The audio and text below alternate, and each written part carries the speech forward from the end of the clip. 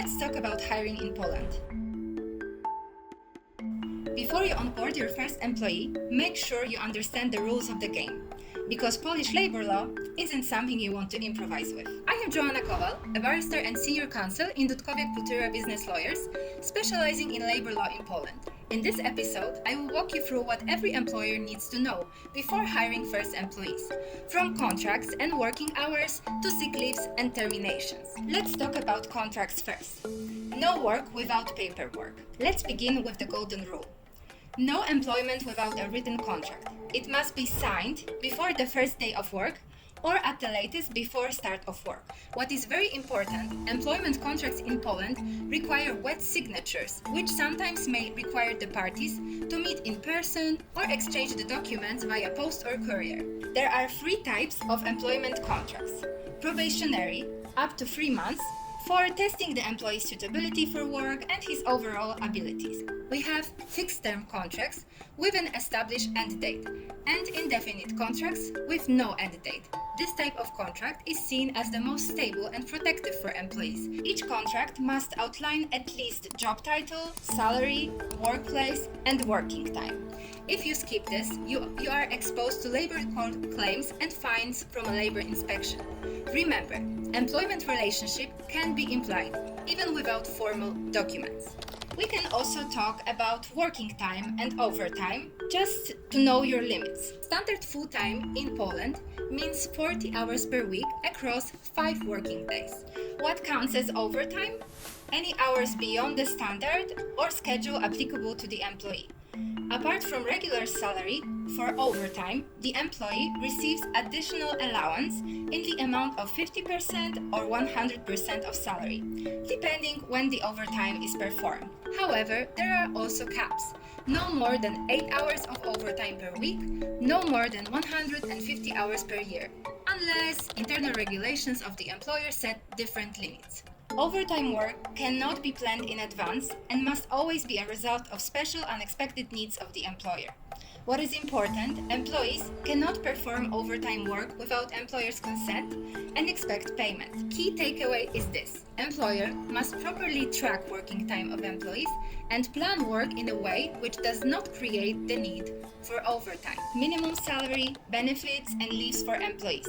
What the employer must provide. As of 2025, the minimum wage in Poland is 4,600 PLN gross per month. In addition to the pay, the employees are entitled to annual leave of 20 or 26 days, depending on their seniority. They are also entitled to paid sick leave, which is partly covered by the employer, then by Social Security. They also have maternity, paternity, parental leave, and many other leaves connected to parenthood, all fully regulated and providing employees protection from termination. We also have paid overtime and many other entitlements.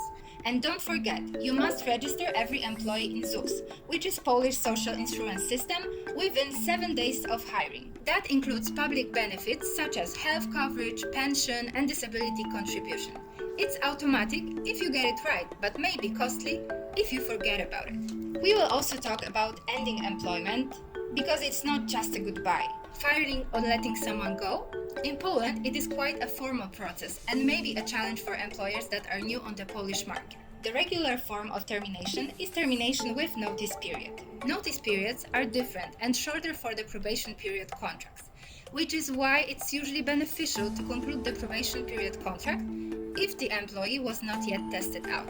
The employer may also terminate the employee without notice period, but this is possible only in serious cases, such as gross violation of basic duties. The only other possible way of termination of the contract is the consensual one, where the parties sign a mutual termination agreement agreeing on terms of employee's departure from work. What is very important in this process, terminations must be signed with a wet signature and contain a series of formal elements. Be cautious with drafting termination documents.